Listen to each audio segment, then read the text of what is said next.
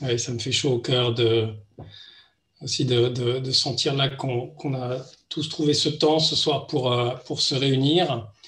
Euh, je vais introduire très brièvement cette soirée et puis ensuite je vous partagerai, et Gilles aussi partagera après moi, un certain nombre de réflexions, un certain nombre peut-être de messages aussi qu'on aurait envie voilà, de vous simplement partager encore une fois, hein, pas convaincre, mais juste euh, peut-être nourrir. Voilà, nourrir ce cercle et vous nourrir les uns les autres, parce que je peux faire l'hypothèse que au-delà de venir nourrir des connaissances ou une curiosité, et je le vois dans vos réponses aussi, il y a aussi quelque chose de venir peut-être à une source d'énergie, une source d'enthousiasme, une source de soutien.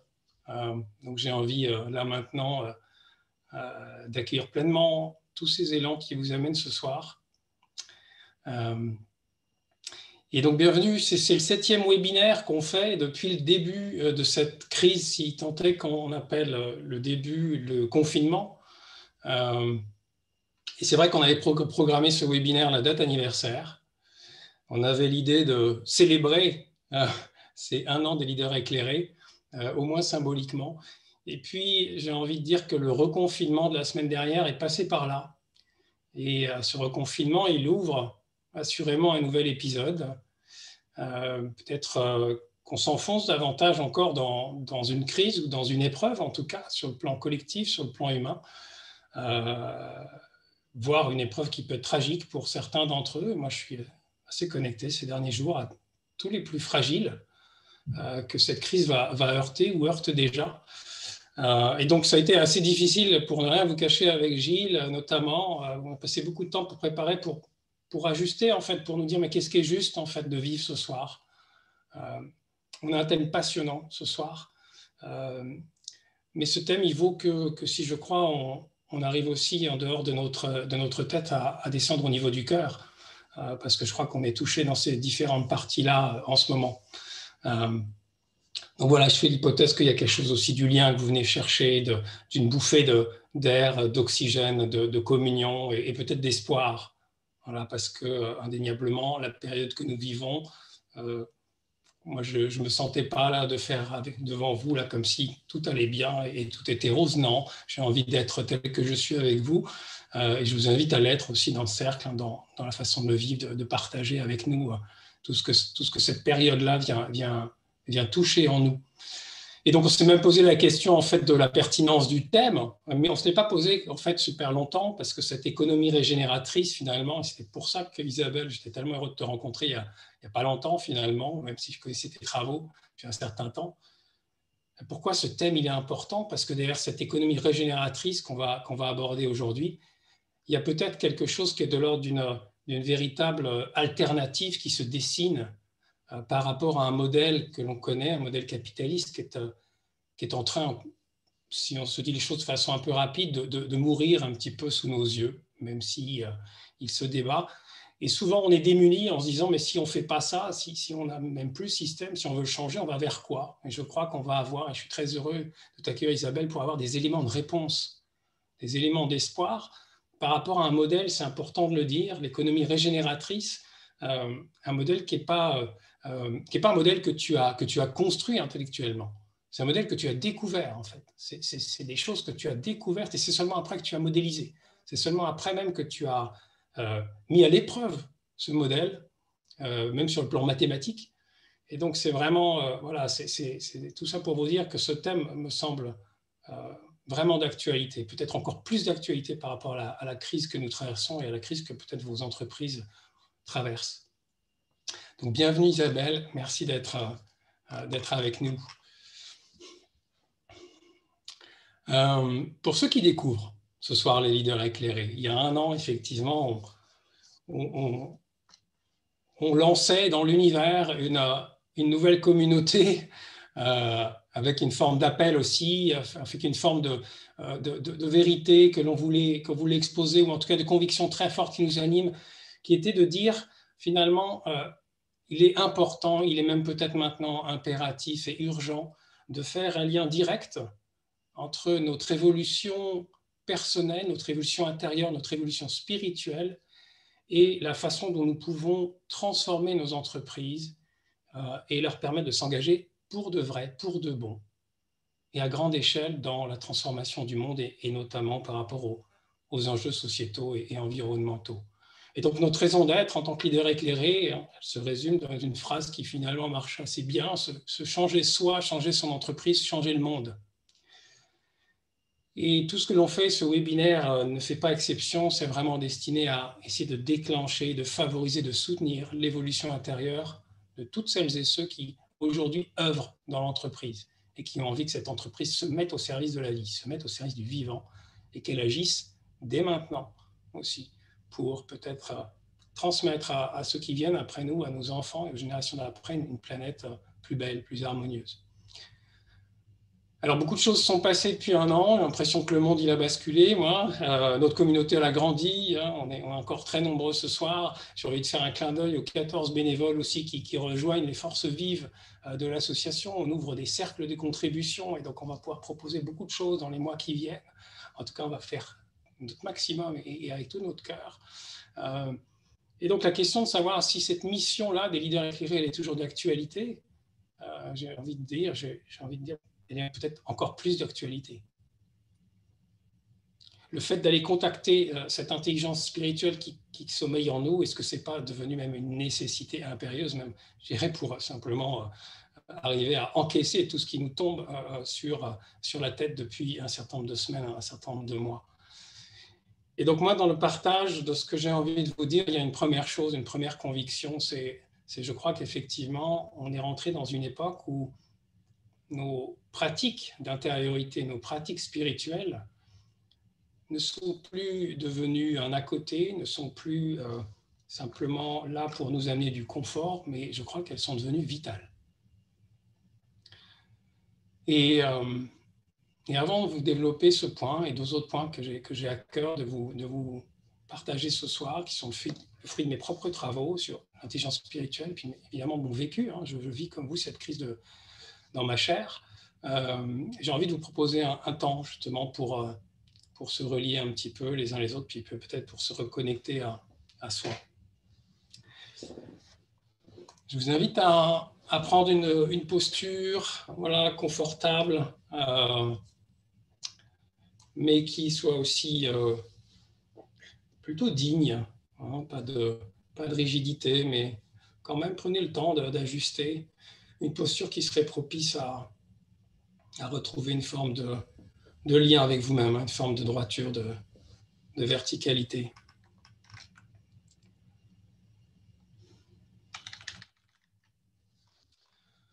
Et vous pouvez, si vous le souhaitez, fermer les yeux doucement. Ou si vous souhaitez garder les yeux ouverts, prendre un temps pour peut-être adoucir le regard. Voilà, et puis doucement, portez l'attention à l'intérieur de vous. Et je vous invite à plusieurs grandes respirations profondes. Une respiration avec une inspiration profonde qui va me permettre de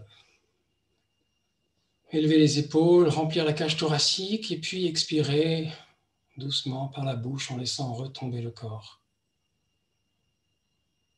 Voilà une autre inspiration.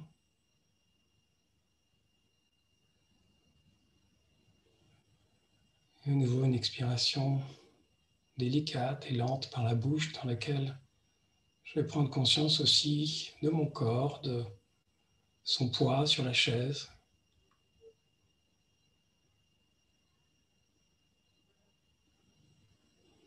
Voilà, une dernière respiration profonde.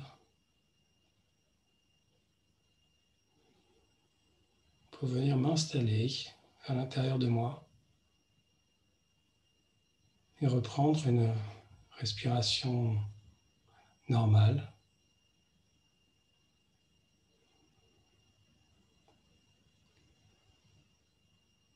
Voilà, et décider en m'offrant cet instant de vraiment poser l'intention de rentrer en amitié avec moi-même.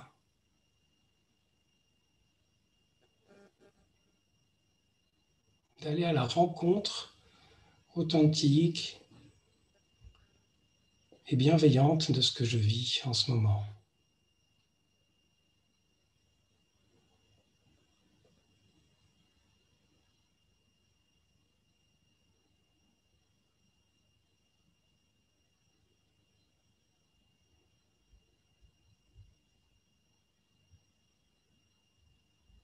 Voilà, je peux m'aider du souffle, peut-être chevaucher les vagues de la respiration, les unes après les autres.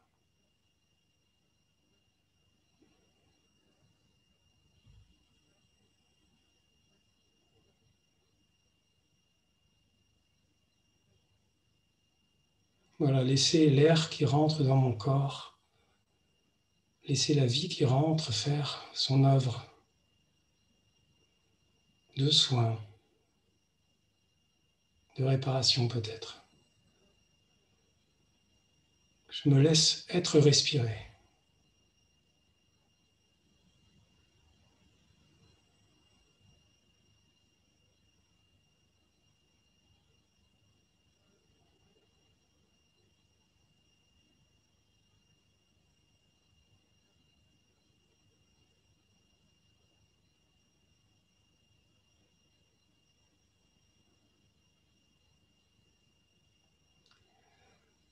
Et je vous propose maintenant consciemment de venir mettre dans le champ de votre conscience cette crise, ce Covid-19, ce reconfinement que nous sommes appelés à vivre.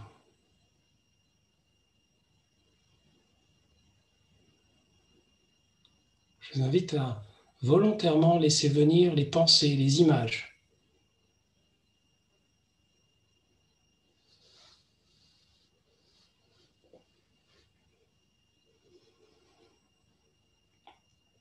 Peut-être contacter tout simplement ce reconfinement. Est-ce qu'il vient changer dans ma vie?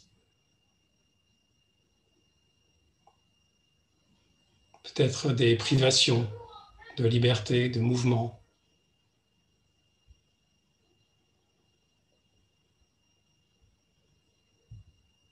Laissez venir ce qui aujourd'hui vient vous activer sur un plan émotionnel. Peut-être le port du masque pour les adultes et même maintenant les enfants.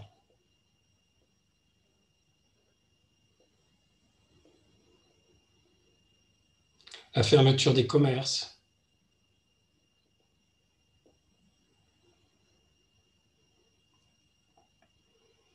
Le comportement, le rôle des médias.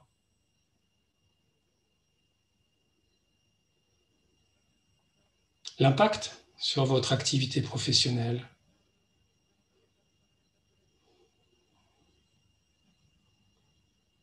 Peut-être quelque chose qui se joue pour notre démocratie en ce moment.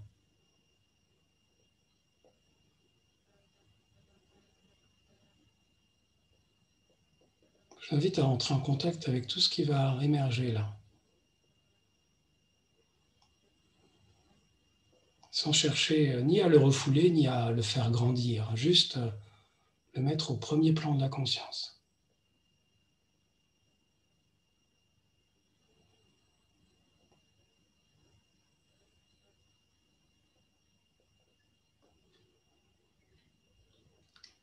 Voilà, et en lien avec ces images, ces choses qui émergent dans votre esprit, je vous invite à aller à la rencontre peut-être d'un sentiment qui émerge,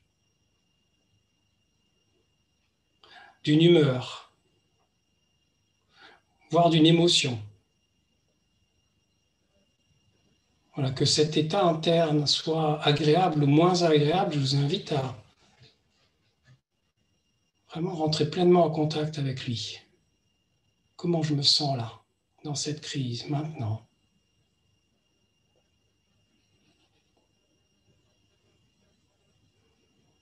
Je vous invite à mettre un mot, un adjectif peut-être.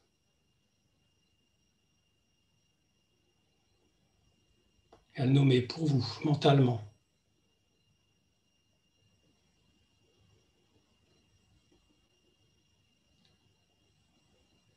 Je vous invite à embrasser pleinement ce que vous vivez là. dans cette période bien particulière. Et avec une grande respiration, je vous invite à diffuser dans l'ensemble de votre corps cette émotion, ce sentiment que vous venez de nommer.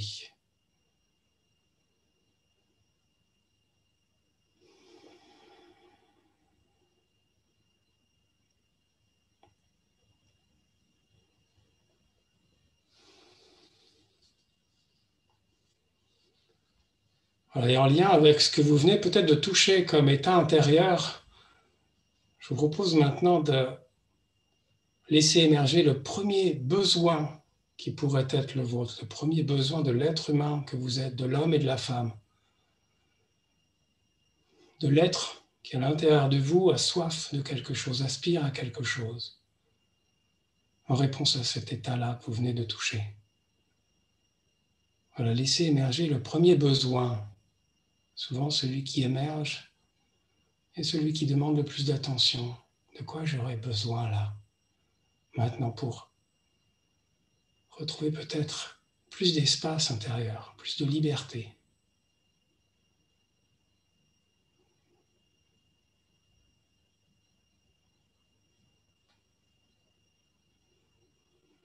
Je vous propose de nommer pour vous ce besoin mentalement, pour le reconnaître.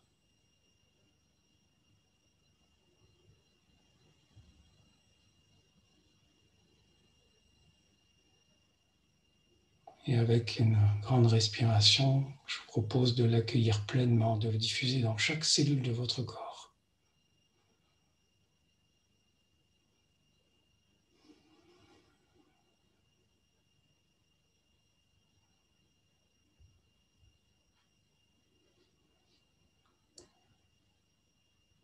Et sans quitter ce lien avec vous-même, je vous propose d'ouvrir doucement les yeux.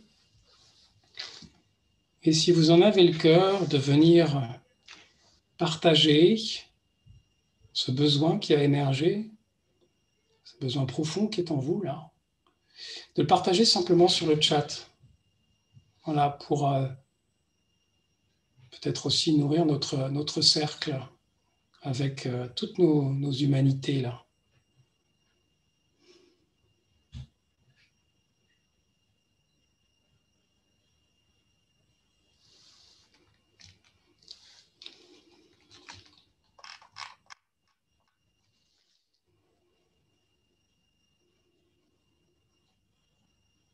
Merci de partager tout ça.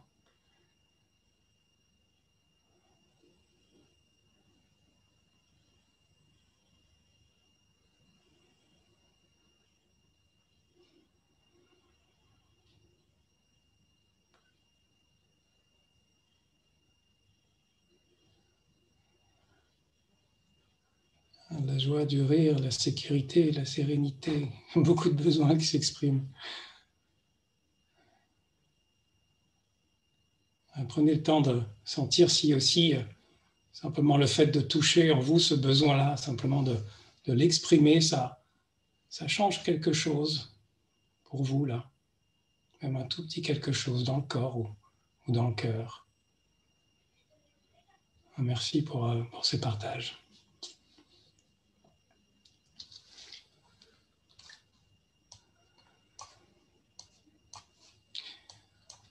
Merci d'être là, les amis. Merci j'allais dire de jouer ce jeu-là, mais de le faire surtout pour vous. Ce jeu d'aller à l'intérieur, d'aller à la rencontre de soi, parce que c'est la première chose, moi, que j'ai envie de vous partager ce soir. Je crois qu'on est rentré dans une période où nos ressources intérieures, on va les appeler spirituelles pour simplifier, sont devenues vitales. Je crois que pour un leader éclairé, pour quelqu'un qui a envie aujourd'hui de continuer ou de s'engager encore davantage dans le monde, ça va être difficile de pas aller contacter ces ressources, de s'en priver. Moi, j'ai envie de commencer par vous dire, mon Dieu, qu'est-ce que c'est difficile en ce moment. Pour moi, c'est difficile d'être connecté au monde, de souffrir avec lui, de sentir que tout ce qui se joue en ce moment, c'est particulièrement important. C'est aussi difficile de voir parfois qu'il y a un délitement de choses qui étaient précieuses, notre démocratie, notre commerce, notre culture, notre culture. Alors comment du coup on fait pour encaisser tout ça en fait? Comment on fait pour encaisser ça sans perdre la foi, sans perdre son cap? Hein, puis en ce moment ça tombe un peu tous les jours. Hein. Alors peut-être qu'il y a une part de vous qui se dit bah, la vache, c'est un peu dur hein, quand même cette sensibilité que j'ai qui est accrue en ce moment. Est-ce que ce serait pas plus cool si j'étais un peu plus distante de tout ça en fait, hein, un peu plus distante, moins affectée moi, j'ai envie de vous dire que pour vivre personnellement des montagnes russes en ce moment et être obligé de faire un travail encore plus important que d'habitude, je pense que ces montagnes russes, ce tumulte intérieur, il est sain. Il est sain. Parce qu'il nous dit que nous sommes dans le monde. Il nous confirme aussi, je pense, que c'est d'abord à l'intérieur de nous qu'il faut aller chercher les réponses. Avant d'aller réagir par rapport à ce qui se passe, le premier mouvement, c'est un mouvement d'intérieur.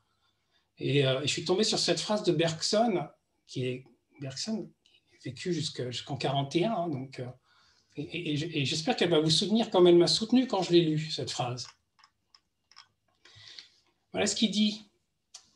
Heureusement que certains sont nés avec un système immunitaire spirituel qui, tôt ou tard, rejette la vision illusoire de ce monde qui leur a été greffé depuis la naissance jusqu'au conditionnement social.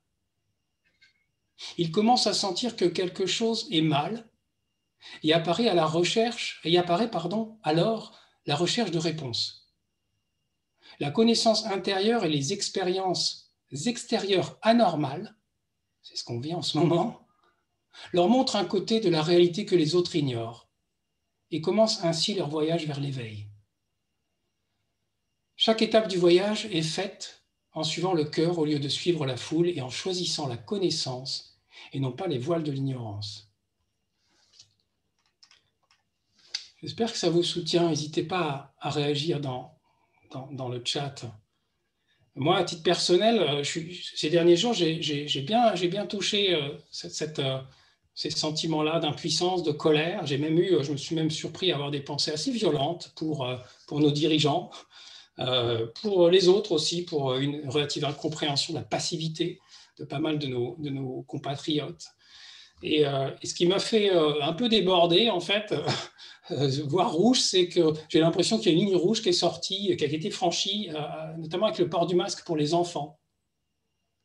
Les enfants à partir de 6 ans. Et ça m'a touché directement parce que j'ai une petite fille de 9 ans. Donc, en fait, à partir de lundi, j'ai dû me poser, même avant, donc la semaine dernière, poser la question de qu'est-ce que je faisais.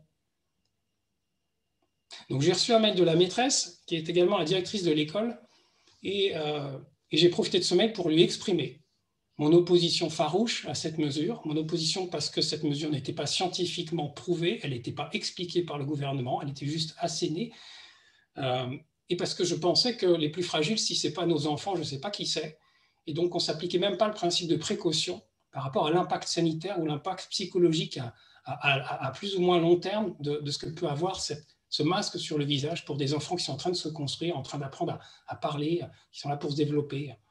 Quelle est l'anxiété peut-être qu'on génère. Donc vous voyez que tout ça, ça m'a activé fortement. Et donc j'ai fait ce mail à l'ensemble des parents en leur disant, en ouvrant le débat, en disant j'aimerais entendre les autres aussi. J'ai eu 2 réponses. 40 personnes, 2 réponses. 2 réponses qui ont dit oui, je suis d'accord avec vous, M. Christofini. Tous les autres, 0. Donc vous imaginez que ça m'a aussi mis plongé dans un abîme de perplexité et encore plus de tristesse quand Juliette est revenue le premier jour et qu'elle avait les larmes aux yeux parce qu'en plus il y avait des enfants qui lui avaient dit ouais, j'ai vu un mail de ton papa et alors t'es faible, t'arrives pas à porter le masque. Et cette crise elle vient nous chercher, hein, elle vient nous chercher assez loin. Et donc je pense que notre premier job en tant que leader éclairé, c'est vraiment d'aller mobiliser ces ressources, parce que si je ne mobilise pas mes ressources dans mon cas à moi, c'est la colère qui l'emporte. Dans mon cas à moi, c'est la division, c'est l'envie de pointer les autres, c'est l'envie de dire « ils n'ont pas compris, moi j'ai compris et je vais m'opposer à tout ça ». Donc je crois que c'est vraiment d'aller à la rencontre de ce que nous vivons en notre fort intérieur. Et donc je crois vraiment, c'est sur ce premier message que j'ai envie de vous passer, c'est que cette spiritualité dont on parle, quelles que soient vos pratiques, je pense qu'aujourd'hui, ce n'est plus une spiritualité de bien-être. C'est plus comme pour reprendre l'expression d'Isabelle Padovani, on n'est plus à faire maintenant à une spiritualité de salon. C'est vital. C'est vital parce que si je ne travaille pas régulièrement sur moi par rapport à tout ce qui arrive, moi, vous, hein, bah oui, effectivement, qu'est-ce qui va m'empêcher de verser dans la violence, qu'est-ce qui va m'empêcher de verser dans les invectives et de diviser encore les êtres humains, alors que tout mon cœur aspire pas à les diviser, mais aspire plutôt à les réunir. Donc voilà, et on rapporte que Gandhi a eu cette phrase qui était un jour où il avait une journée particulièrement dense. Il a dit à son entourage, vous savez, d'habitude, je médite 1 heure. Aujourd'hui, je vais méditer 2 heures.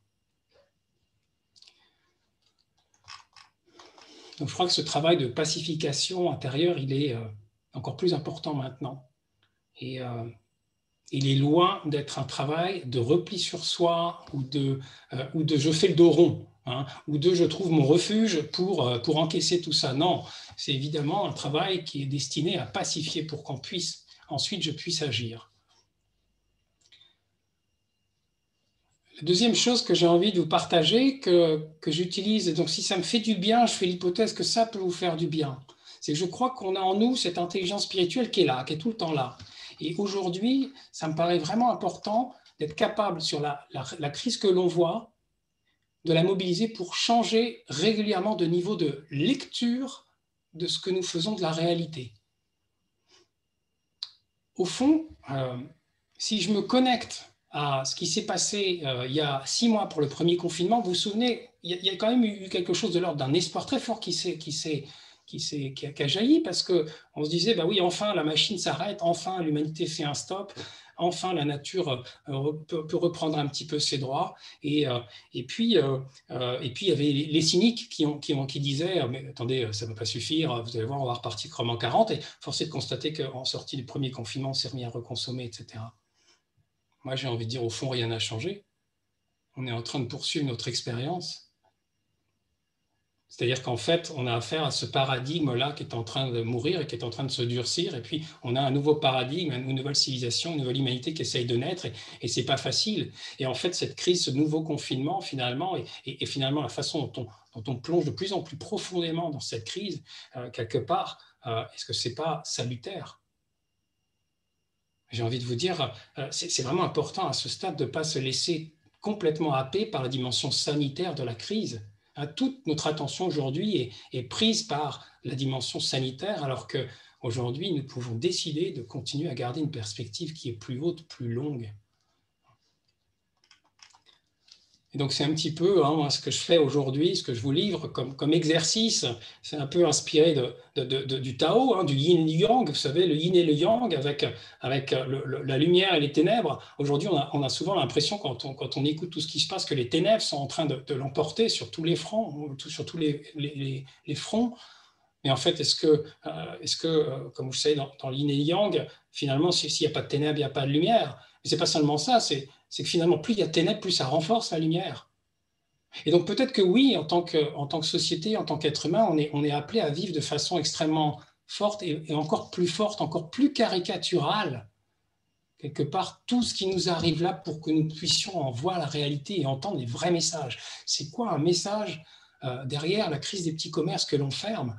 La question pour nous, en tant que citoyens, en tant que leaders, c'est qu'est-ce que nous voulons en fait. C'est vrai, en fait, on ne se rendait pas compte, mais Amazon est en train de manger tout.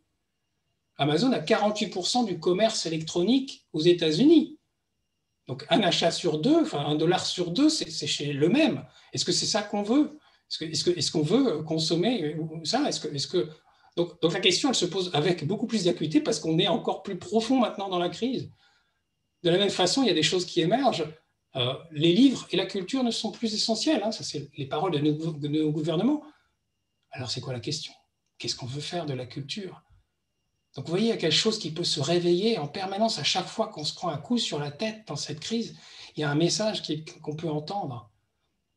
Peut-être le pompon, c'est le reconfinement, le fait qu'on se retrouve dans un schéma métro-boulot-dodo encore plus fort que le premier confinement. Parce que le premier confinement, on avait pu se dire, allez, je fais un gros break, etc. Mais là, non, télétravail. Sauf qu'on n'a plus du tout la perspective des vacances, d'un voyage, etc. On ne sait pas combien de temps ça va durer. Et donc, est-ce qu'il ne fallait pas qu'on vive ça pour se poser fondamentalement la question, et maintenant de façon encore plus brutale, hein, de façon inévitable de se dire qu'est-ce que je veux du travail, qu'est-ce que je suis OK pour la place qu'ils prennent dans ma vie. Donc voilà, j'ai envie de vous dire, cette deuxième chose, c'est qu'à chaque fois que finalement on a l'impression qu'on se prend un coup sur la tête avec cette crise, nous pouvons faire l'effort de la placer dans une perspective plus holistique, plus systémique et plus long terme, et peut-être plus spirituelle en se disant, ben oui, si, en fait, à chaque fois, il y a une invitation derrière. En chaque fois, il y a quelque chose qui va nous aider à nous réveiller encore davantage. Faites l'exercice, la prochaine fois, essayez de chercher, quand vous êtes pris par une nouvelle, hein, puis ça ne manque pas en ce moment, de voir finalement à quoi elle nous invite et en quoi elle est bénéfique, hein, même si, évidemment, il va y avoir de la souffrance, il va falloir prendre soin, il va falloir résister, il va falloir s'indigner. Mais il y a aussi l'idée de se dire, mais finalement, tout le monde joue son rôle là. Tout est à l'œuvre. Il n'y a rien de nouveau. Hein. Il y a un paradigme qui se défend, il y a un autre qu'il va falloir aider à émerger. Et c'est la troisième chose, je finirai là-dessus, sur la troisième chose que j'ai envie de vous partager, parce que qu'est-ce qu'on fait de tout ça? Est-ce qu'une spiritualité qui ne serait pas aujourd'hui engagée ou dans l'action aurait un sens? Le monde qui cherche à naître, il ne va pas naître tout seul. Hein. Donc, il y a une opportunité aujourd'hui à saisir. Et là, je vais m'adresser vraiment à vous qui œuvrez dans l'entreprise. Comme vous savez, crise en chinois, un l'idéogramme, ça veut aussi dire opportunité. Alors, elle est où, cette opportunité? Non, mais la question, c'est est-ce qu'on va être capable d'utiliser les vieilles recettes du passé pour faire démarrer ou redémarrer nos entreprises, remettre du souffle, remettre de l'envie? Est-ce qu'on peut mobiliser aujourd'hui les collaborateurs en leur disant il va falloir survivre, les amis? Hein. Est-ce qu'on peut les mobiliser en leur disant on va gagner des parts de marché, on va lancer de nouveaux produits? Mais non, ça ne va pas marcher, ça. Ces leviers-là qu'on avait un peu l'habitude d'utiliser pour se réinventer, ça ne va pas marcher. Elle est où la véritable opportunité? Elle est juste humaine. Humaine. Elle est dans le cœur et dans l'âme des collaborateurs aujourd'hui. Parce que les consciences n'ont jamais été aussi prêtes que maintenant. On n'a jamais été aussi proches les uns les autres et dans nos entreprises des enjeux du monde. Et donc, je crois que les véritables opportunités, elles résident. Et c'est là où le rôle des leaders, que ce soit que vous soyez manager, dirigeant, que vous soyez accompagnant, notre rôle aujourd'hui, c'est d'aller ouvrir des espaces dans les entreprises où on va pouvoir avoir le courage et l'intelligence de parler de cette réalité du monde, d'aller exprimer ce qu'on vit et surtout, bien sûr, de faire jaillir ce qu'on a envie de faire pour améliorer le monde. Il y a quelque chose d'une source qui est ouverte aujourd'hui, qui demande juste à jaillir chez les hommes et les femmes. Sauf qu'on n'a pas l'habitude de le faire dans les entreprises. On n'a pas l'habitude de finalement se dire comment vous vivez, vous, la situation et qu'est-ce qu'on pourrait y faire. Et moi, je l'ai constaté il y a 3 semaines dans une entreprise, dans un séminaire d'entreprise, et avec l'équipe de managers, on a vu à quel point derrière les émotions, il y avait une source de créativité, un désir d'engagement, un désir de faire émerger des projets fous, des projets absolument dingues qui peuvent redonner un supplément d'âme, voire un souffle absolument incroyable dans les entreprises. Et ça, c'est pas compliqué. Hein. On pourrait me dire, oui, attendez, c'est pas le moment, c'est la crise, il faut serrer les boulons. Mais on parle de quoi? On parle d'ouvrir des temps d'échange, des temps d'intelligence collective, des temps de parler vrai. On ne parle pas pour l'instant encore d'engager des moyens. On parle de semer les graines des transformations profondes de nos organisations. Et quand on regarde des entreprises un peu en avance comme la Maïf et Danone, qu'est-ce qu'ils ont fait depuis le confinement? Ils ont accéléré, ils n'ont pas réduit, ils n'ont pas dit nos transformations profondes, on arrête. Ils ont dit non, on va devenir des entreprises à mission. On va revisiter notre façon de s'organiser, de manager, on va aller revisiter notre raison d'être d'entreprise, on va aller regarder comment on peut rayonner bien au-delà de notre métier avec nos différentes parties prenantes. Je crois qu'il y a quelque chose vraiment d'extrêmement incroyable qui s'ouvre, et c'est pas, quand je le dis avec ça, c'est pas de la méthode Coué, c'est encore une fois pour le vivre en direct, et je suis sûr que vous le ressentez aussi. Il y a quelque chose qui s'est ouvert et cette crise nous permet de le faire. Voilà, je voulais vraiment partager ces 3 points. Protégez, choyez vos temps d'intériorité, écoutez en vous et transmutez ce qui vous traverse pour garder votre cap. Notre première matière de changement, c'est ce qui nous traverse. La deuxième chose, c'est Voilà, prenez la distance par rapport à l'actualité, non pas en vous déconnectant d'elle, mais en essayant d'adopter une différente grille de lecture. Et puis, saisissons cette opportunité humaine incroyable, incroyable qui s'ouvre. Gilles, je sais que tu as envie aussi de nous partager des choses ce soir. Je te laisse la parole. Ok, merci. Bonjour à tous. J'ai lu aussi dans le chat l'impatience d'écouter Isabelle. Du coup, je vais raccourcir mon intervention. Isabelle nous fait le plaisir et l'honneur d'être avec nous ce soir. J'avais envie de vous partager des choses et du coup, je vais vraiment raccourcir mon propos pour rester aussi en lien avec vos besoins. Initialement, j'avais envie de partager des choses de ce que j'ai observé, de ce que j'ai lu, de ce que j'ai vu, de ce qui se passe actuellement et qui me mettent en colère, qui me mettent en tension, qui participent à mon malaise, à mon sentiment d'impuissance, à ma frustration. Et puis, il se trouve qu'il y a 24 heures tout pile, il y a un événement qui s'est produit dans mon environnement personnel. J'ai appris le décès d'un homme que je connais depuis que je suis tout gamin. On vivait dans un immeuble à plusieurs familles qui étaient des voisins qui sont devenus des amis. Et cet homme est parti il y a presque 80 ans suite à un cancer. Les souvenirs que j'ai de moi, enfant, avec ces familles-là, et notamment avec cet homme, c'était souvent des souvenirs en nature, d'ailleurs, en Camargue, dans les Hautes-Alpes, dans les forêts. Et cet homme est décédé il y a 48 heures et j'ai appris son décès il y a 24 heures. Il a pu décéder chez lui, ce qui était déjà pas évident compte tenu de la période.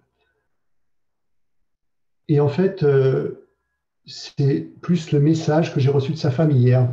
Vraiment, hier soir à peu près à la même heure, j'ai reçu le message suivant de sa femme qui disait qu'il ne souhaite ni couronne ni fleurs. Si vous souhaitez manifester votre soutien, adresser un don pour la planète pour offrir un meilleur futur pour ses petits-enfants. Moi, quand j'ai reçu ce message, cette nouvelle et la force des mots qui l'accompagnaient, ça m'a fait comme un rappel à l'ordre, en fait. Offrir un meilleur futur à ses petits-enfants, voilà ce que partage un homme dans les derniers moments de sa vie.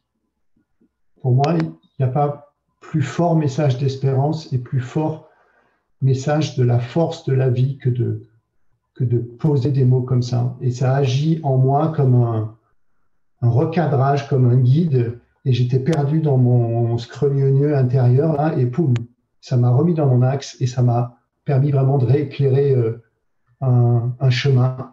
Et comme de m'extraire de la matrice dans laquelle je me sentais pris et coincé, j'arrivais plus à penser, j'étais vraiment pris.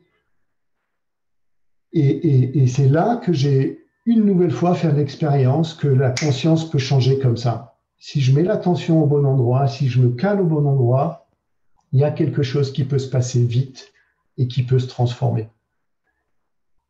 Et oui, c'est difficile de s'extraire du flot de la vie, c'est très difficile de se décontaminer de notre environnement, c'est très difficile de se défaire de nos conditionnements, et c'est le boulot qu'on a à faire. Et du coup, pour passer directement la main à Isabelle, et si j'ai le temps, je reviendrai tout à l'heure sur ce que j'avais envie de vous partager, mais Otto Scharmer, il dit la chose suivante, il a publié un post le 30 octobre, pour ceux qui suivent ses publications, il dit la chose suivante, transformer les économies en les faisant passer de la conscience de l'égo-système à la conscience de l'écosystème. C'est-à-dire passer de servir quelques-uns au bien-être de tous et tous les êtres vivants. Et c'est vraiment ça notre boulot, de faire évoluer le niveau de conscience vers cette conscience écosystémique. Et c'est là où nous devons être, j'ai envie de dire, positivement contagieux. On est en période de pandémie, soyons contagieux à cet endroit-là. Et Isabelle, du coup, j'ai envie de te donner la parole pour que tu nous parles de ce regard écosystémique du développement de l'économie. Donc, pour ceux qui ne connaissent pas son livre, voilà le livre d'Isabelle, L'économie symbiotique. Et peut-être la première question, Romain, on a dit quelques mots, mais quels sont les fondamentaux de ce modèle de l'économie symbiotique ou de l'économie régénératrice? Qu'est-ce que c'est? C'est quoi les découvertes que tu as faites et quels sont les éléments centraux de cette théorie?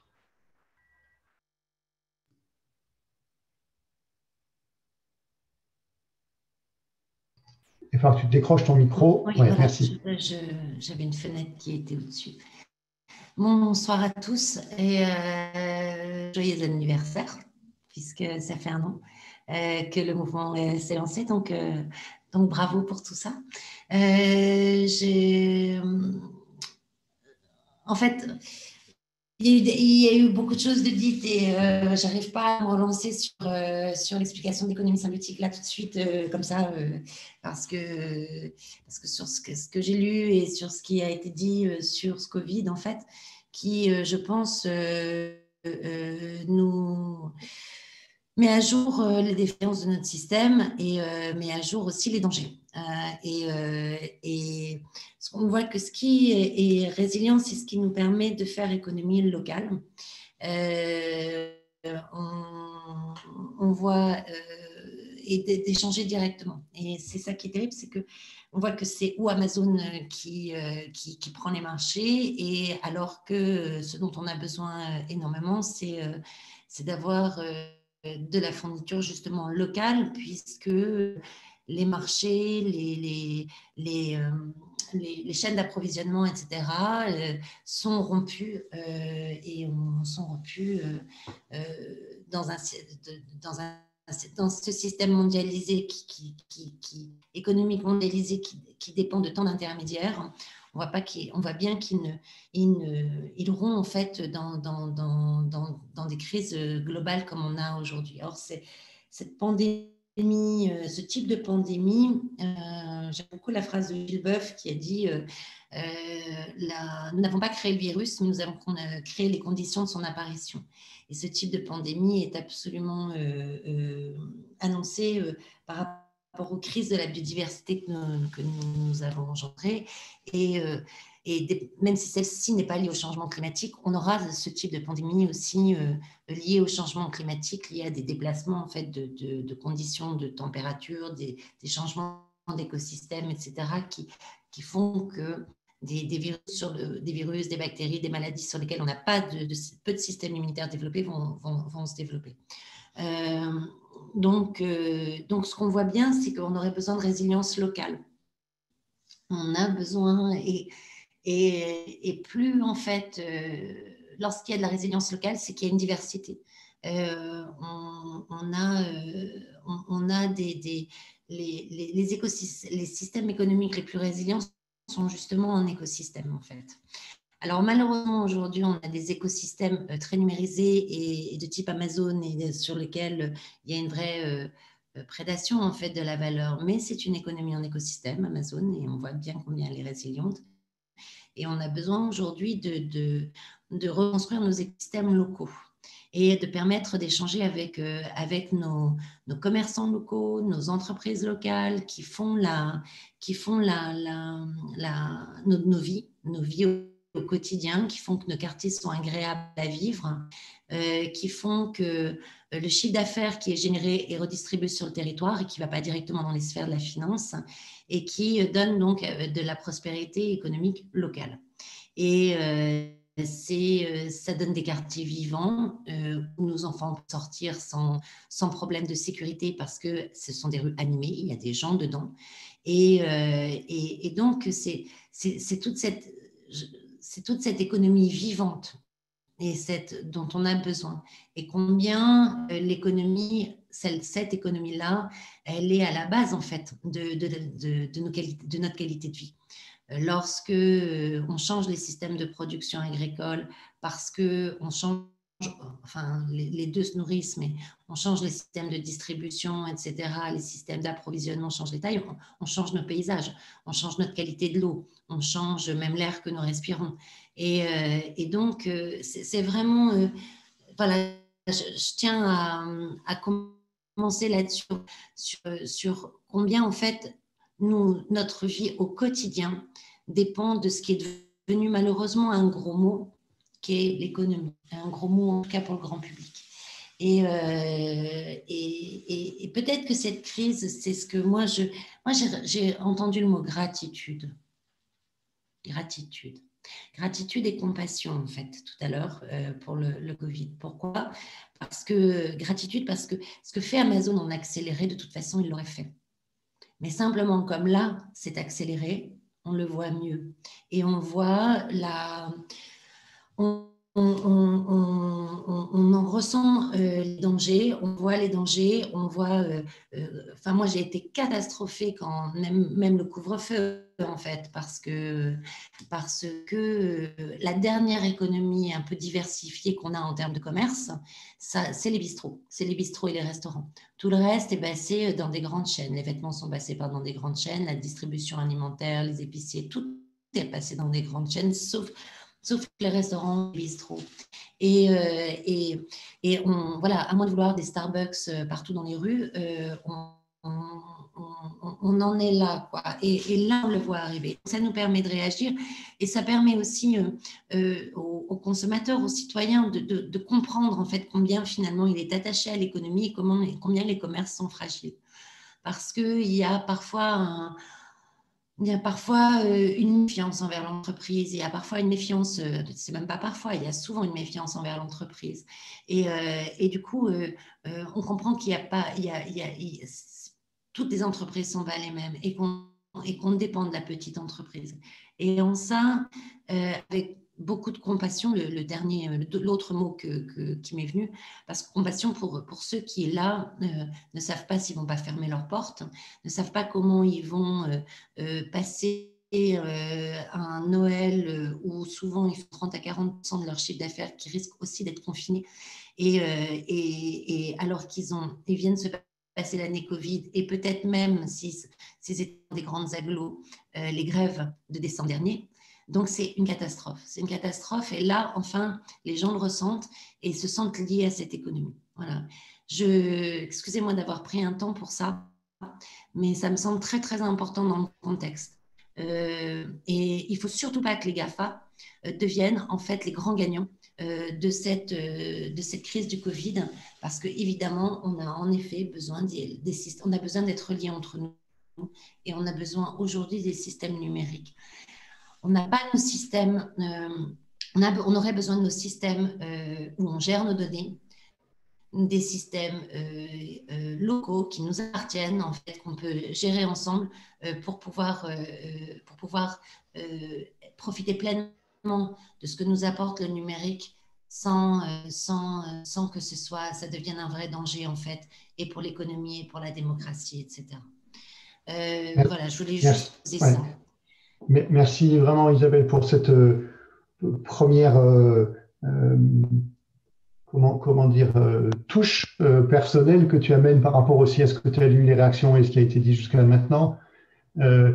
Comment tu décrirais vraiment les éléments fondamentaux du modèle et les découvertes que tu as faites, parce que c'est ce qui a été dit tout à l'heure, c'est pas quelque chose que tu as conçu dans ta tête, c'est quelque chose que tu as observé et après tu as construit le modèle. Quels sont les repères et les points centraux de cette théorie?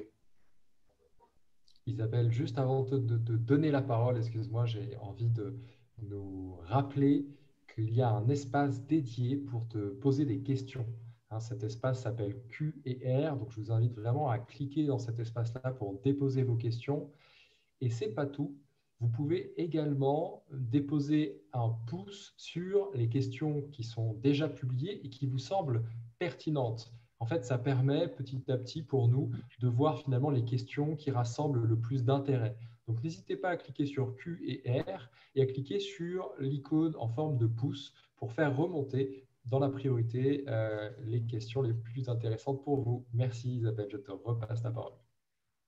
Merci. Alors, en fait, comme vous l'avez dit tout à l'heure, j'avais écrit le film Home de Yann Arthus Bertrand et en fait, ça faisait longtemps en fait que j'étais sur toutes les questions écologiques, les crises en fait, les crises écologiques, mais les crises aussi économiques, les crises sociales, tout simplement parce que les images d'Arthus Bertrand vont vous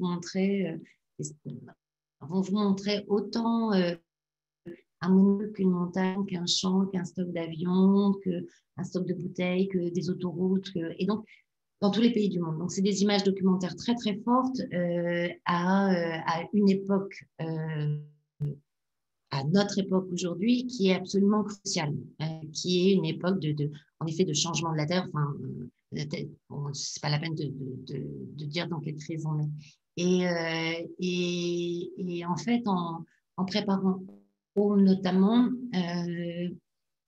j'ai pu interroger les scientifiques, les grands scientifiques de la planète, les grands océanologues, les grands climatologues, les grands spécialistes de la biodiversité. Et que, comme c'était on prenait un café, enfin, on discutait longtemps au téléphone, etc. À ce moment-là, j'ai pu les faire sortir de ce qu'on appelle la réserve scientifique. C'est-à-dire que les scientifiques, traditionnellement, ne donnent pas d'opinion. Ils donnent des faits. Et c'est très, très important, en fait, dans la culture scientifique, cette réserve scientifique. Or, quand ils parlaient, il était clair pour eux que si on ne changeait pas structurellement de point de vue pour enclencher vraiment des nouveaux modèles à partir de 2020, c'était en 2008 à l'époque, eh bien, d'ici 10 à 15 ans, ils donnaient 10 à 15 ans, eh bien, on allait dans le mur et on risquait de dépasser les effets de seuil, des effets de seuil qui sont qui ne nous permettent plus de garder l'équilibre en fait, écologique global qui s'est construit sur la Terre. Les conditions qu'on a de vie sur Terre ne sont pas du tout les conditions initiales. Elles se sont construites en fait avec le vivant et avec les écosystèmes vivants. On n'avait pas d'oxygène sur la planète Terre. On avait 95% de CO2. Et en fait, ça c'est le vivant qui, en s'adaptant, etc., a construit en fait des conditions atmosphériques, de vie, etc., qui lui sont propres. Et c'est ça qui est en danger, en fait. C'est ça qui est en danger. Donc moi, ma grande question, ça a été de me dire, mais attendez, si on a 10 à 12 ans pour créer notre économie, il vaut mieux qu'elle existe déjà, quoi, parce qu'on va pas vraiment avoir le temps avoir le temps de l'inventer, de la diffuser, de la mettre en place, etc. Donc, je me suis vraiment intéressée à toutes les logiques économiques, productives ou diminuer vraiment structurellement les impacts sur la planète Terre, ou parce qu'ils produisaient, restauraient les services rendus par les écosystèmes vivants.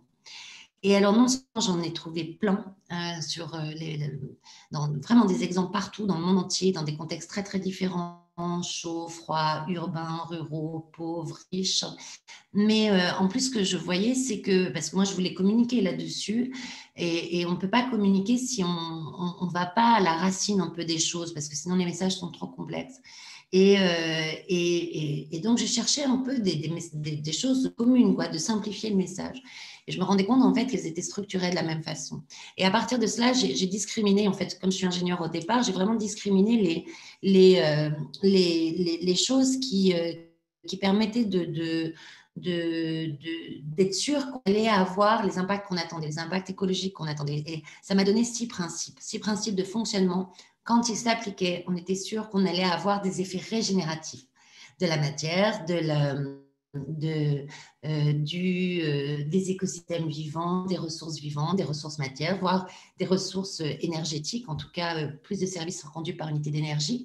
Puis je me suis rendu compte que ces 6 principes permettaient de décrire aussi des économies qui apparaissaient, économie coopérative, collaborative, et l'open source, l'économie du pair à pair, les mécanismes d'intelligence collective, et que finalement, on pouvait décrire une économie complète, que c'était apparu dans absolument toutes les activités humaines, et de la production à l'usage, la consommation et à la gouvernance et à la redistribution de la valeur. C'est-à-dire, ce que je viens de vous dire qui est très compliqué, en fait, ça fait économie complète. Et donc, on a bien une nouvelle économie qui est née, et j'ai montré que c'est logique sous leur apparente diversité. Donc, voilà, les énergies renouvelables en réseau, la permaculture, l'agroécologie, l'économie circulaire, l'économie de l'usage, l'éco-design, l'écologie industrielle, l'open data, tout ça, en fait, c'était la même structure, et qu'en plus, elle s'enclenchait comme des rouages d'une horloge. C'est-à-dire que les faiblesses des unes correspondaient aux forces des autres et vice-versa. Et qu'on avait vraiment une sorte de moteur économique et que quand elles s'assemblaient, elles rentraient en synergie et on avait des phénomènes vraiment de grande puissance. Donc, j'ai montré en fait les principes de fonctionnement de cette économie et ses lois de puissance. Mais alors, ce qui est assez magique, c'est que ça fait quoi ces économies? Leur point commun, c'est de faire des écosystèmes sociaux, des écosystèmes techniques, des écosystèmes vivants. Et donc, ça repose sur la diversité. C'est-à-dire que, alors que tout le moteur de notre économie extractive actuelle, qui nous coûte très très cher, c'est la standardisation. Je voyais dans le chat passer oui, je suis très triste parce que maintenant je passe les frontières, toutes les villes sont les mêmes. C'est ce que je racontais pour le Starbucks. C'est horrible, c'est horrible. Moi, c'est pareil. J'ai fait un voyage en Europe quand j'avais 20 ans. C'était génial de passer la frontière parce que les polices n'étaient pas les mêmes. Enfin, les polices, je veux dire, les types de caractères n'étaient pas les mêmes, les boutiques n'étaient pas les mêmes, la consommation n'était pas la même. C'est incroyable comme en 30 ans, ça s'est énormément standardisé. Donc, au lieu de faire de la standardisation, ça fait de la diversification. Ensuite, c'est une économie dont la compétitivité vient du partage. Elle est compétitive par rapport au système actuel parce qu'elle partage. Le fait de partager, ça permet de rendre en fait plus puissants les écosystèmes d'acteurs qui sont sur ces partages de données, de ressources, etc. Quand on est dans une économie circulaire, on partage la ressource et c'est ça qui donne la compétitivité parce qu'on mutualise. Lorsqu'on est sur un tiers-lieu, un espace de coworking, en fait, combien de chiffre d'affaires on fait par unité de surface, par mètre carré, par unité d'énergie?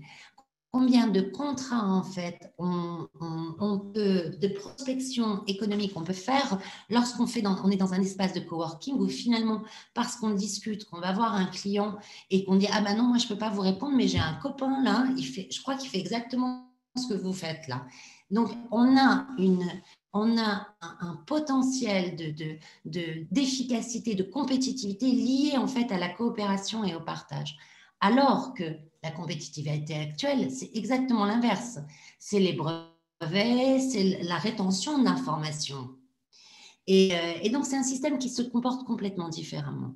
Je pense aux bistrots de pays, par exemple. Je suis intervenue pour les 10 ans des bistrots de pays en Auvergne. C'est des lieux qui, dans des villages de moins de 2000 habitants, pour avoir l'appellation bistrot de pays, mais moi, je trouve qu'on devrait l'étendre au quartier, qui, en fait, permettent de garder une vie locale, s'engagent sur le fait de s'approvisionner localement, son centre touristique pour les randonneurs, son centre pour les associations, sont donc à la fois restaurants, espaces de coworking, espaces et salles de théâtre le soir.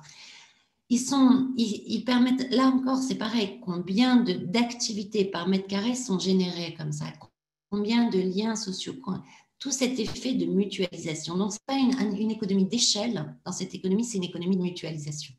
Avec les réseaux numériques, ça permet de faire ce qu'on sait faire au niveau du quartier, au niveau du monde entier, être en lien direct. C'est une économie qui n'a plus d'intermédiaires. C'est une économie où on a un tiers organisateur, une économie de plateforme, quelqu'un qui va permettre aux gens de se contacter directement selon leurs besoins et leurs offres, selon aussi leurs affinités, leurs valeurs, leurs intérêts.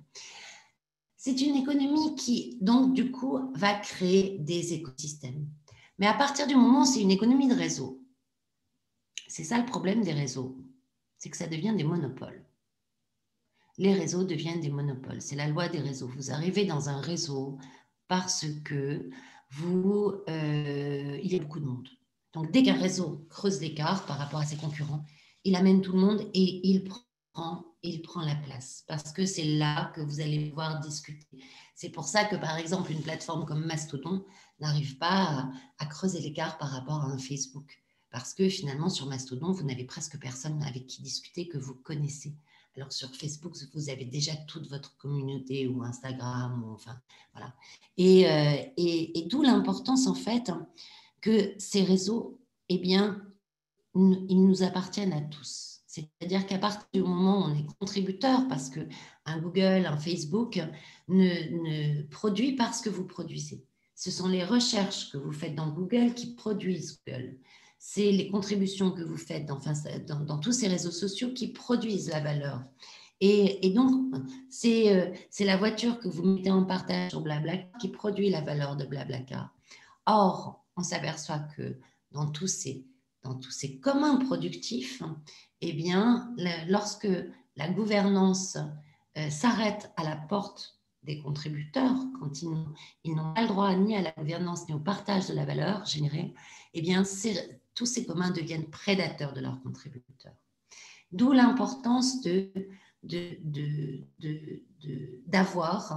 penser maintenant cette économie en plateforme qui est en train de prendre, qui a tous ses avantages et ses inconvénients, cette économie d'écosystème, de la prendre vraiment, d'en construire ses atouts nous-mêmes, au niveau des entreprises, en s'associant entre entreprises, avec les collectivités, avec les citoyens, pour pouvoir en fait qu'elles soient à notre service et qu'elles soient surtout selon les valeurs et la vision du monde que nous en avons. Voilà, est-ce que d'un point de vue du paysage, parce qu'il faut vous décrire l'économie symbiotique, là je viens de décrire les structures, c'est un peu ardu quand même, c'est un peu sec. C'est une économie qui fait énormément place aux écosystèmes vivants. C'est-à-dire que le vivant n'est pas du tout des meubles posés sur la planète comme finalement on en a eu l'image jusqu'aux années 70-80. Il faut savoir que la science, moi je suis ingénieur agronome, en fait on connaît très très peu les fonctionnements des écosystèmes vivants. Je veux dire, quand je dis je suis ingénieur agronome, ça veut dire que j'ai fait des études de biologie, d'écologie, etc. Et on connaît beaucoup les espèces, on a beaucoup décrit les espèces, on a peu décrit les liens entre les espèces et comment fonctionnent les écosystèmes vivants. On le décrit depuis peu de temps en fait. Mais ils ont des services énormes. Ce sont de vraies industries, au sens noble.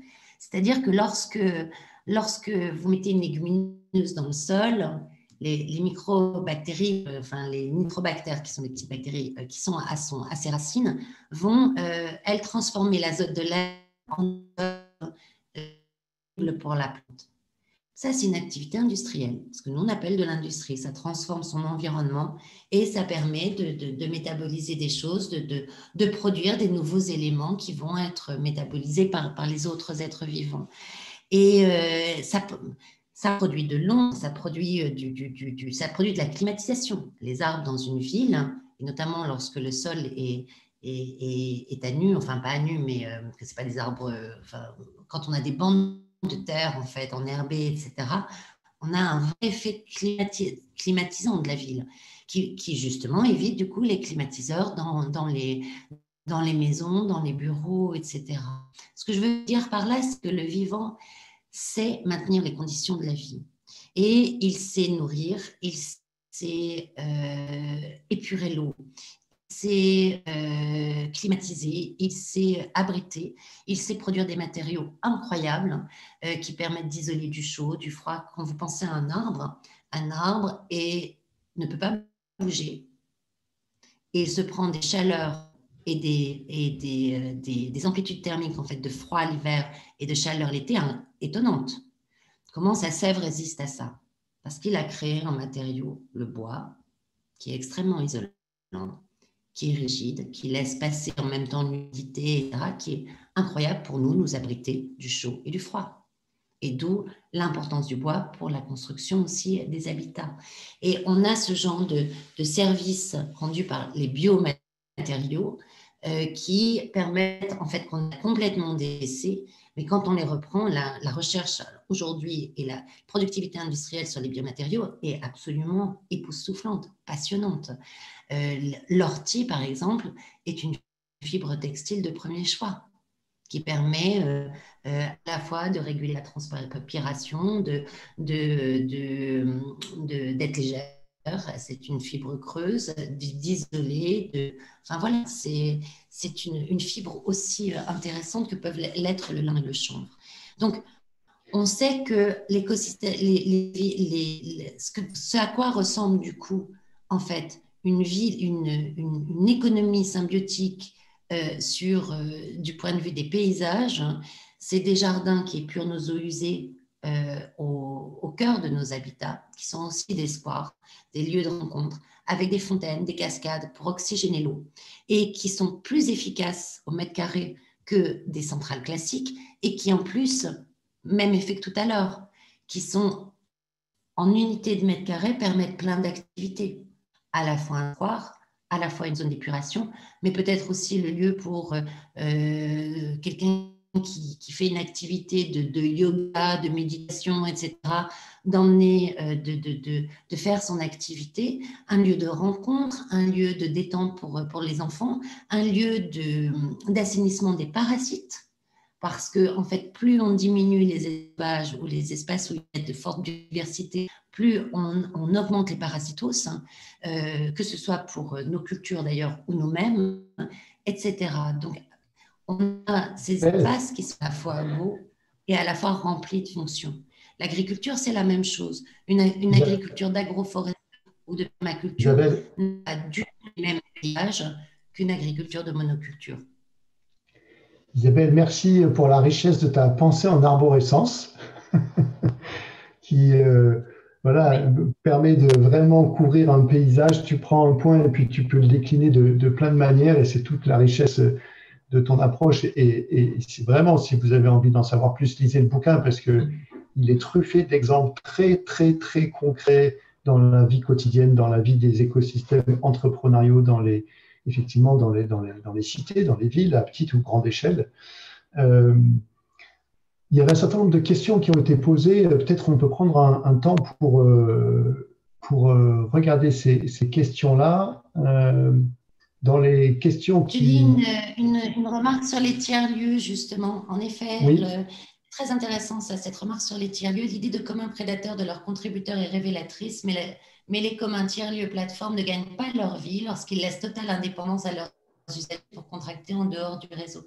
Tout à fait vrai.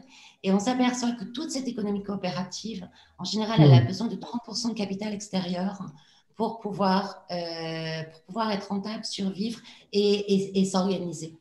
On ne peut pas, on a besoin d'une rencontre du bottom-up et du top-down, en fait. Donc, on n'est pas du tout dans une économie des grands contre les petits ou des petits contre les grands. On a besoin d'une alliance. Dans les questions qui reçoivent le plus de succès, là, il y a « Avez-vous des propositions sur l'économie symbiotique pour la France, les ministères, le plan de relance ?» Alors, on est en train de créer avec le CNAM une chaire d'économie régénérative pour l'économie régénérative et la théorie symbiotique.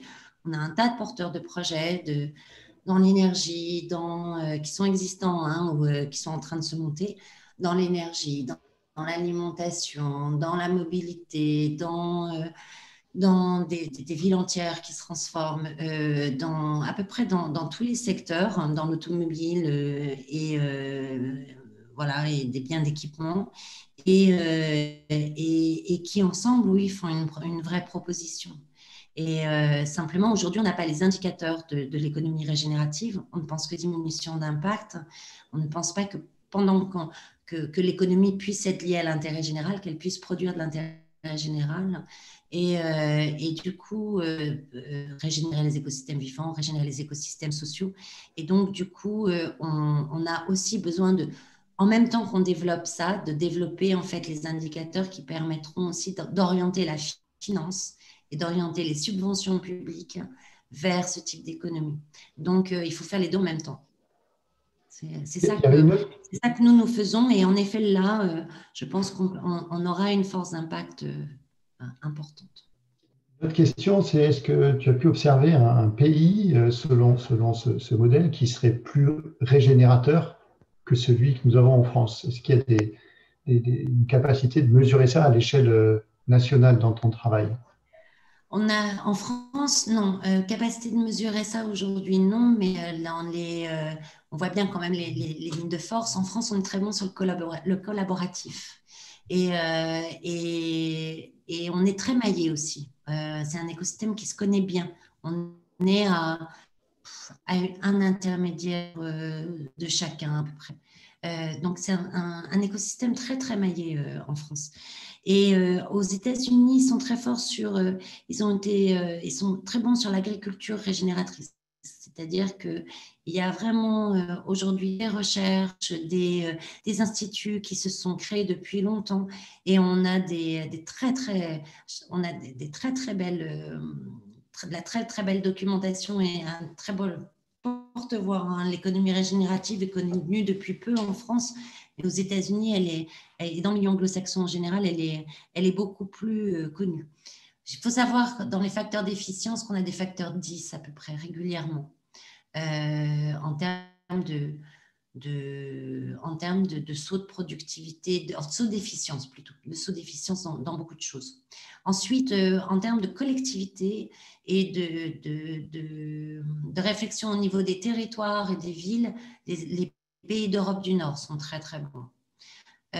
En termes de milieu aquatique et des jardins filtrants, comme je les expliquais, la Chine est très, très bonne. Et enfin, il y a pas mal d'exemples en Chine, même si on a des très bons industriels français, mais qui n'arrivent pas à travailler en France parce qu'on a des réglementations extrêmement dures en France là-dessus, et on a peu de culture du vivant en France. Ensuite, voilà, sur tout ce qui est jardin partagé aussi, épuration par les jardins filtrants, on a beaucoup aussi des lieux très pauvres de bidonvilles. Parce que c'est ça qui est étonnant dans les jardins filtrants dont je parle sur l'épuration des eaux, c'est qu'on les trouve autant dans les bidonvilles que dans les quartiers très huppés, voire les quartiers privés. C'est parce que c'est à la fois ce qu'il y a de plus beau et de moins cher. Merci pour ces illustrations. Je prendrai une troisième question. Là. Bonjour, je m'appelle Zach, j'ai 9 ans, je suis avec ma maman qui écoute la conférence. Comment je peux expliquer ce qu'est l'économie régénératrice à ma classe demain? C'est un peu comme dans les petits bateaux, là. Hein. Est-ce que c'est une économie comme la nature? En fait, quand une abeille va se poser sur une fleur, elle va chercher du nectar au fond de la corolle. Et ce faisant, en fait, elle se charge de pollen. Et quand elle va polliniser une autre fleur, elle va déposer le pollen et puis elle va permettre à la fleur de se reproduire, de faire de nouvelles fleurs. Même si elle ne voulait pas, en fait, faire du pollen, enfin, transporter le pollen. C'est simplement que c'est complémentaire. Et quand on associe ces complémentarités, bien parce qu'on consomme, on produit autre chose. Et c'est donc une économie d'abeilles, en fait. Et qui permet de régénérer la fertilité du milieu dont on dépend, parce qu'à chaque fois qu'on va chercher quelque chose, qu'on va consommer quelque chose, on va aussi produire les conditions pour régénérer ce qui est autour. Et on va communiquer, en fait, exactement comme des plantes dans une forêt. Elles ont des systèmes de champignons souterrains, les mycéliums, qui vont permettre de communiquer les nutriments, les informations. Et chacun va mettre au pot naturellement, en fait, hein, et va prendre au pot aussi. C'est comme quand on partage sa voiture. Voilà, quand on partage sa voiture, à la fois, on partage le coût du voyage et à la fois, on permet à un autre de voyager. Est-ce que c'est assez clair pour des enfants? Merci. Peut-être que Zach il va répondre ou sa maman. Du coup, j'ai envie de te poser une double question en fait par rapport au modèle. Elle est venue d'où cette idée ou comment ça s'articule avec ton histoire personnelle? Qu'est-ce que tu as envie de nous partager de ça? C'est aussi en lien avec notre démarche, c'est-à-dire que l'intérieur et l'extérieur, notre intériorité influe sur notre manière d'être au monde. Donc, tu as fait ce choix-là. D'où ça vient pour toi? Et peut-être un complément, c'est quoi pour toi la dimension de reliance au vivant dans ta démarche? C'est quoi la place de l'homme dans le vivant et peut-être dans un espace plus grand? Et peut-être en lien avec le public, peut-être en lien avec le public qui est là, il y a des dirigeants, il y a des gens qui accompagnent des dirigeants, il y a des entrepreneurs. C'est quoi l'énergie source là qui est présente? Moi, je suis absolument très triste, en fait, depuis, sur sur notre façon de considérer que la valeur vient du sacrifice. Vous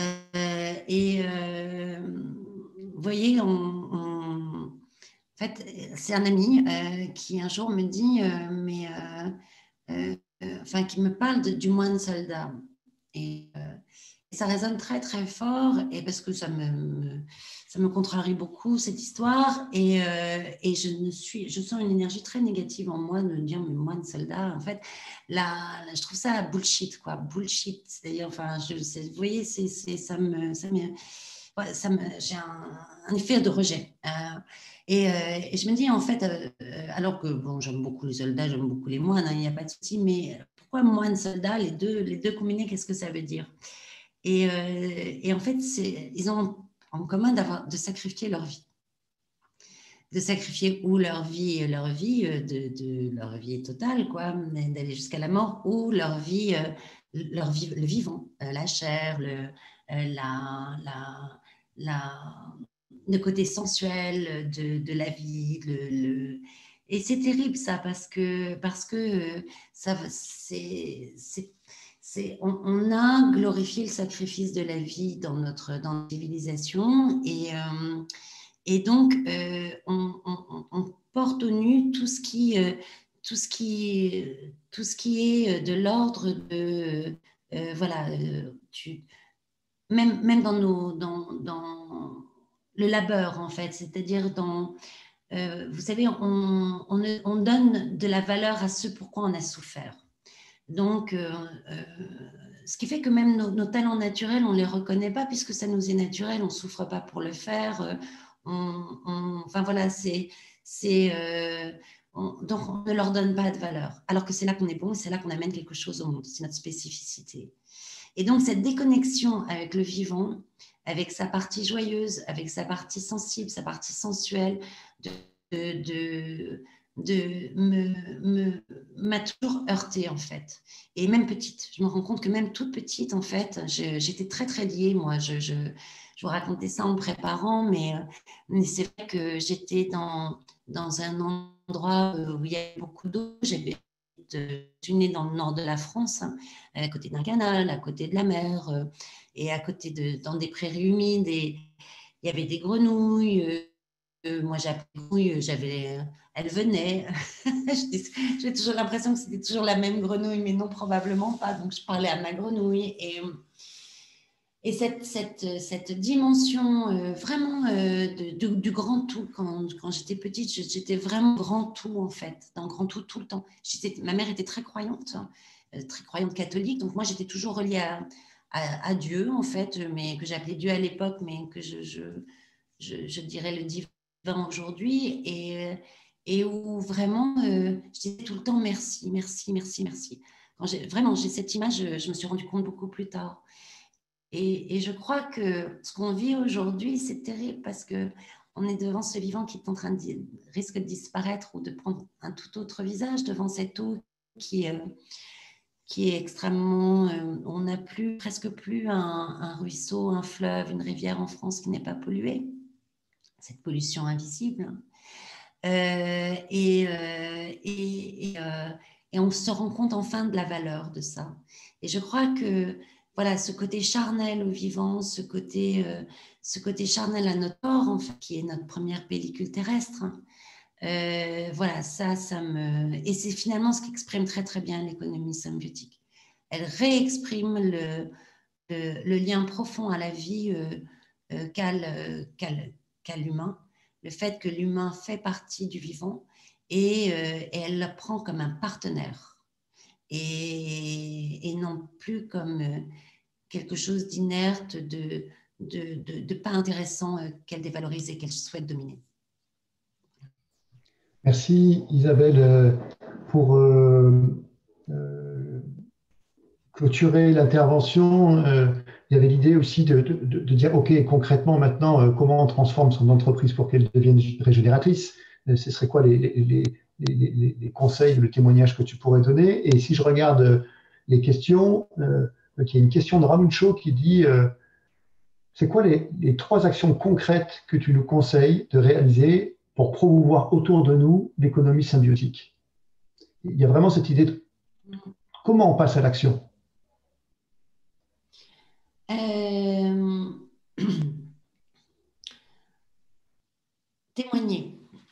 Témoigner.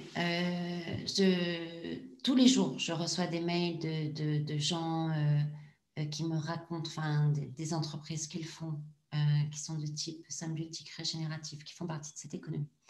Donc, témoigner, dire que ça existe, ne pas refuser en fait la déprime et de montrer en fait les choses qui existent et de montrer que de témoigner que ce n'est pas des trucs de cucu, petits oiseaux et des pansements du système actuel. Non, non, ça fait vraiment système et ça fait vraiment économie. Et donc, dire en effet, on n'a pas l'habitude de penser ça, mais en fait, c'est super performant. Et donc, de diffuser les bons exemples et de montrer que ça fait système, en fait, vraiment de témoigner de ça, que ce n'est pas des initiatives isolées. Non, c'est un système puissant en réalité. C'est ta première action, hein, témoigner. Première, s'inspirer de ceux qui ont fait et vraiment de témoigner de non, c'est pas une anecdote là. En fait, c'est des millions dans le monde et qui sont sur ces logiques-là. Et qui créent l'abondance, hein, d'ailleurs. Voilà. Ensuite, je pense qu'il faut vraiment, d'un point de vue de posture, être dans la bienveillance là, et voir la joie. C'est-à-dire que vous ne pouvez pas coopérer si vous vous centrez sur le côté sombre de l'humain. C'est-à-dire qu'il existe, bien sûr. Hein. Je veux dire, c'est bon, on a plein d'exemples là aussi. C'est bon, ça on sait. On peut aller vers des choses très noires. Ça existe en chacun de nous. C'est bon, on sait. Des génocides, on en a fait absolument sur tous les continents. Enfin, c'est quelque chose d'assez atroce. Voilà. La noirceur chez l'humain, on en a. Mais il n'y a pas que. Et donc, il faut être conscient des deux côtés et de savoir celui qu'on nourrit. Ça, c'est de nourrir le bon côté de l'humain. Ça, c'est extrêmement important. Sinon, vous n'allez pas dans la coopération. Vous allez toujours dans la méfiance. Donc, se brancher à ce bon côté, c'est très important. D'autant que le mauvais côté, c'est le mauvais côté d'égo, de compétition. Il est nourri par le système actuel. Donc, quand dans le système d'économie régénérative, vous avez besoin de bienveillance parce que vous avez besoin de coopérer. Donc, ça nourrit la bienveillance. Vous n'êtes pas obligé d'aimer les gens en face de vous, sinon dans leur humanité. Mais c'est un minimum d'être bienveillant. Et ça, la bienveillance, c'est un vrai canal de coopération. Ensuite, hein, ne pas penser qu'on peut transformer toute son organisation tout de suite. On doit en fait partir d'un point, être dans cette logique, le transformer avec ses parties prenantes ou avec son écosystème pépite à l'intérieur de son entreprise ou le déposer, de faire mener l'intelligence collective et de s'inspirer et de partir de là où on peut et de se faire appuyer par les gens qui ont déjà commencé en fait.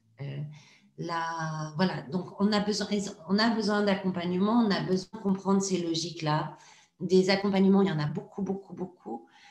Nous, c'est en fait, c'est souvent pas accessible à la petite entreprise, donc c'est aussi nous pour ça qu'on met en place une chaire de formation action pour que ce soit accessible à la petite entreprise et d'apprendre à se former le regard autrement. Et on n'innove pas tout seul. Donc, de former ses collaborateurs ou ses parties prenantes et vraiment d'y croire, de se dire, OK, de toute façon, franchement, qu'est-ce qu'on a à perdre aujourd'hui? Que ce soit économiquement, hein, là on le voit, ou écologiquement, c'est le moment en fait de pouvoir tenter quelque chose. Moi, j'ai la gratitude aussi pour le Covid, hein, malgré tous les problèmes. Hein. C'est parce que ça nous laisse du temps, justement. Et on a la chance que dans les grandes crises écologiques qui arrivent, cette grande-là, une des premières grandes, elle soit une qui nous laisse du temps. Parce que quand on voit les incendies, à l'ouest des États-Unis qui ont mis 500 000 personnes en dehors de chez eux. Quand on n'a plus de chez soi, on n'a plus le temps de penser. Et là, elle nous laisse le temps de penser. Et on a besoin de ça, de ce temps pour la transformation. Donc voilà, comme je vous disais, 1, s'inspirer. 2, installer un climat de bienveillance, de confiance, aimer intérieurement et extérieurement. Et 3, se former, prendre un petit bout et le faire avec un écosystème choisi, pépite, volontaire, pour réfléchir et enclencher la dynamique qui va devenir progressive en fait, et en coopération avec d'autres. Merci de cette synthèse, Isabelle. Romain, je te redonne la parole. Il est 19h34. On a dépassé un petit peu notre timing. Un grand merci, Isabelle. Et Romain, je te laisse conclure. Je vais juste conclure par un remerciement et la gratitude aussi. Gratitude, Isabelle, pour avoir ouvert sûrement plein de portes, de choses qui existent et vers lesquelles on peut aller. Donc, merci vraiment aussi d'amener toute cette vie que tu mets autour d'un modèle. Hein. Et souvent, les modèles, c'est un peu rebutant. Là, moi, j'ai entendu les mots de joie, j'ai entendu les mots de gratitude. Et donc, je pense qu'on peut les mener comme ça aussi, nos transformations d'entreprise. Donc, merci pour cet éclairage. Évidemment, il y a plein de questions qu'on n'a pas pu répondre. On verra si on peut les traiter ou si, Isabelle, il y a moyen que tu y répondes. Je sais que c'est toujours un petit peu long. Voilà, moi j'ai envie de vous remercier simplement, remercier, sentir qu'on est ensemble. J'espère que vous avez trouvé dans ce temps-là de quoi nourrir votre chemin. Je crois que c'est ça notre intention, nourrir votre chemin, à la fois de trouver des choses pour guider l'action et puis nourrir votre cheminement intérieur et spirituel. Et on restera dans cette ligne-là, je crois. Essayer de faire cet audacieux aller-retour permanent entre l'être et le faire. Je pense que c'est ça qui est pas facile. Mais c'est ça le chemin. Et comme tu le disais, Isabelle, oui, on a une deuxième fenêtre de tir, de lenteur, on va dire. Donc à nous de la saisir. Un grand merci à tous. Restons en lien, les amis. Les informations viendront. Vous imaginez que Leader éclairé navigue à vue et essaye de se mettre dans le flot de la vie pour proposer des choses régulières. Donc, on va vous tenir informés, évidemment, de tout ça. Merci d'amener votre énergie, votre cœur et de nous montrer et qu'on se montre tous ensemble qu'on est en mouvement. Je crois qu'il y a vraiment une chose, je vais reprendre le mot de joie, Isabelle. La joie, cultivons-la, cultivons la gratitude, vibrons haut et ne lâchons pas notre cap, ne lâchons pas. Même dans les jours noirs, rappelons-nous qu'une seule petite bougie, ça éclaire une quantité incroyable de ténèbres. Donc, continuons tous les uns les autres à rayonner avec humilité. Et si on rayonne, on diffusera beaucoup. On est rentré dans une période où je crois chaque rayonnement, chaque être compte. Donc, rayonnez bien, rayonnez tous. Et une grande bise du cœur, un grand hug. Et à bientôt. Merci beaucoup. Merci.